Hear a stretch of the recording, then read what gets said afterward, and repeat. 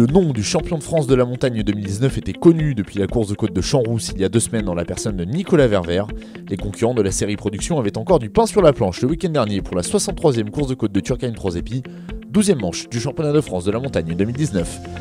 Du A5 au GTTS 1 sans oublier le A3, le suspense était à son comble avant le début des hostilités. Pour la première fois de sa carrière, Yannick Ponsignon s'impose en championnat de France de la montagne.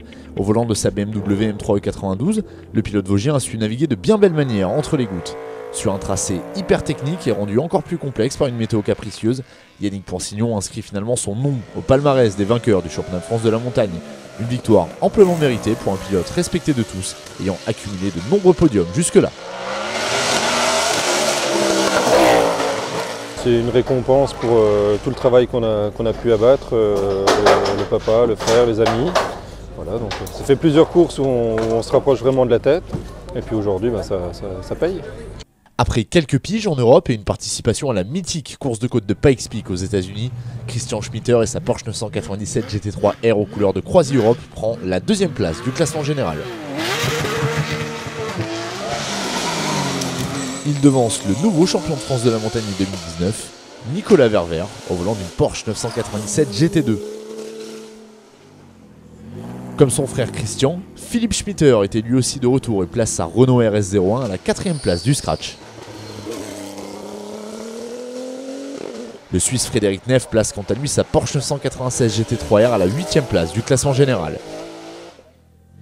Les week-ends se suivent mais ne se ressemblent pas en A5 où cette fois-ci c'est Francis Dozière au volant de sa Seat Leon Super Copa MK3 qui a pris les devants sur ses jeunes concurrents.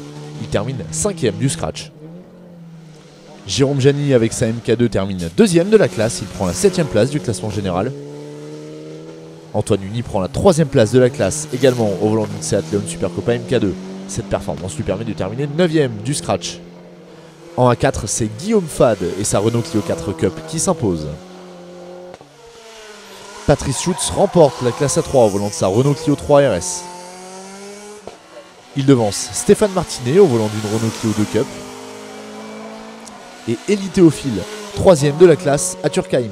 Le jeune pilote gardois en profite pour terminer meilleur jeune de la série production et remporte par la même occasion le trophée Jeune Espoir de la montagne des voitures de production 2019.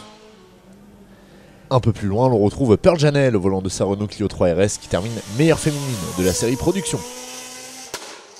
Inspiré par les exploits de son frère, Christophe Ponsignon s'impose en FC. Il place également son Cinquer CG Turbo à la 10e place du classement général.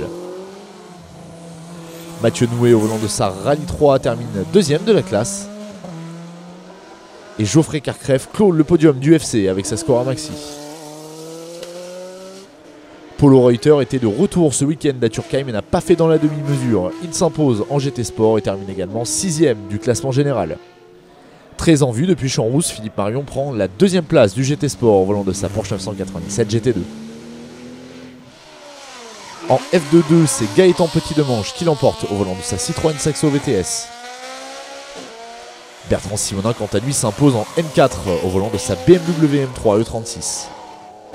En GTTS 1, c'est Jean-Marc Tissot qui l'emporte au volant de sa Midjet. Le pilote du team BP Autosport a dominé les débats le week-end dernier.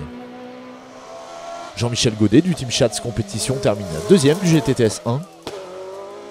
Et Florian Barter prend la 3e place de la classe. Prochain rendez-vous dans le Rhône pour la 93e course de côte de Limonest-Montverdun, 13e et dernière manche du championnat de France de la montagne 2019 les 14 et 15 septembre prochains.